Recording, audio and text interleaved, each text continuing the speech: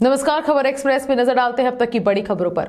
रूस की सेना यूक्रेन के 2 प्रांतों लुहांस्क डोनेट्स में घुस गई। राष्ट्रपति व्लादिमीर पुतिन ने 13 घंटे पहले यूक्रेन के इन दोनों राज्यों को स्वतंत्र देश घोषित किया था। इसके बाद रूसी सेना के टैंक इन इलाकों की तरफ बढ़ गए। पुतिन ने कहा कि लुहांस्क डोनेट्स और अलगाववादियों के कब्जे वाले इलाके में शांति बनाए रखने के लिए ऐसा किया गया है।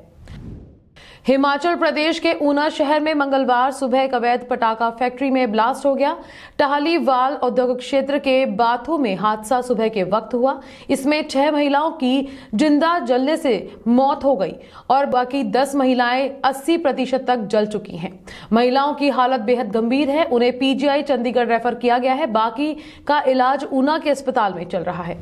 ये जो फैक्ट्री है इसके बारे में अभी फर्दर वेरीफाई करने के लिए हम इंडस्ट्रीज डिपार्टमेंट के साथ जानकारी लेंगे क्योंकि अभी तक हमको कोई भी इसमें वैध तरीके से चलने का कोई भी अभी तक हमको कोई प्रूफ नहीं मिला है।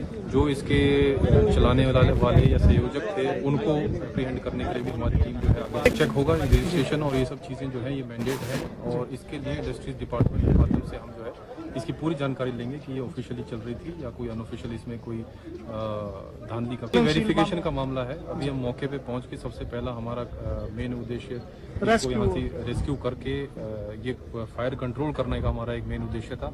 फर्दर हम जिन लोगों ने ये चला रखी थी फैक्ट्री वैध है या अवैध है वो चीज़ों को वेरीफाई करेंगे और उनको एप्रीहेंड भी करेंगे जल्द से। उत्तर प्रदेश के मुजफ्फरनगर में सरेराह एक दलित को पीटने का वीडियो सामने आया है। कसूर सिर्फ इतना था कि दलित ने बिरादरी की पंचायत में ठाकुर प्रधानपति की मौजूदगी का विरोध कर दिया था। बस फिर क्या था, ठाकुर प्रधानपति तैश में आ गया। उसने अपने रिश्तेदार के साथ मिलकर दलित युवक के गले में पट्टा डालकर उसे सड़क पर घसीटा, गालियां दी और जूतों से बुरी तरह उसकी पिटाई कर दी।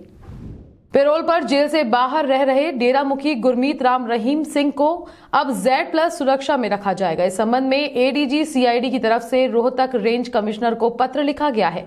पत्र में बताया गया है कि उनको गृह मंत्रालय से इनपुट मिले हैं कि राम रहीम को खालिस्तानी समर्थित आतंकवादियों से खतरा है और सजा से पहले भी उनको इसकी धमकियां भी मिल रही थी। इंटरनेट सेंसेशन किली पॉल को हाल ही में तंजानिया में हाई कमीशन ऑफ इंडिया द्वारा सम्मानित किया गया है। भारतीय राजनयिक बिनाया प्रधान ने तंजानिया में हाई कमीशन ऑफ इंडिया के कार्यालय में किली पॉल को यह सम्मान दिया। उन्होंने किली पॉल से इस मुलाकात की कुछ फोटोज को सोशल मीडिया पर शेयर किया और उनकी जमकर तारीफ भी की।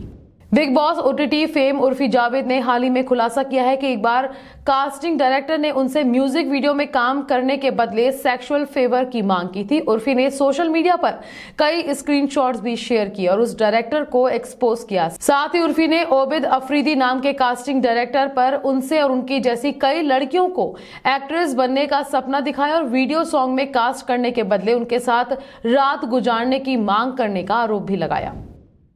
शाहरुख खान के बेटे आर्यन खान अपने पिता के नक्शे कदम पर चल रहे हैं। अगर आप बॉलीवुड में आर्यन खान की एंट्री का अंदाजा लगा रहे हैं तो आप सही हैं। आर्यन के बॉलीवुड में आने को लेकर पापा शाहरुख ने कई दफा बातें भी की हैं। हालांकि आर्यन हीरो के तौर पर नहीं बल्कि राइटर के तौर पर फिल्म इंडस्ट्री में एंट्री करने वाले हैं। भारतीय क्रिकेट एसोसिएशन यानी ICA ने पत्रकार विवाद में भारतीय विकेट कीपर रिद्धिमान साहा के पक्ष में अपना बयान जारी किया है। रिद्धिमान साहा को इंटरव्यू न देने पर एक पत्रकार ने धमकी दी थी, जिसके बाद साहा ने ट्विटर पर उस पत्रकार के साथ हुई बातचीत का स्क्रीनशॉट शेयर कर दिया। रिद्धिमान साहा के पक्ष में कई पूर्व क्रिकेटर्स भी मैदान में उतर गए हैं। रवि शास्त्री से लेकर कई खिलाड़ियों ने बोर्ड से पत्रकार के खिलाफ एक्शन लेने की मांग की है। पाकिस्तान सुपर लीग के एक मैच में लाहौर कलंदर्स के तेज गेंदबाज हारिस रऊफ ने अपने साथी खिलाड़ी कामरान गुलाम को थप्पड़ मार दिया। गुलाम ने हारिस रऊफ की गेंद पर पेशावर जालमी के सलामी बल्लेबाज हरजतुल्ला जजई का कैच छोड़ दिया था। हारिस इस बात से काफी गुस्सा थे। खबर एक्सप्रेस में फिलहाल इतना ही। नमस्कार।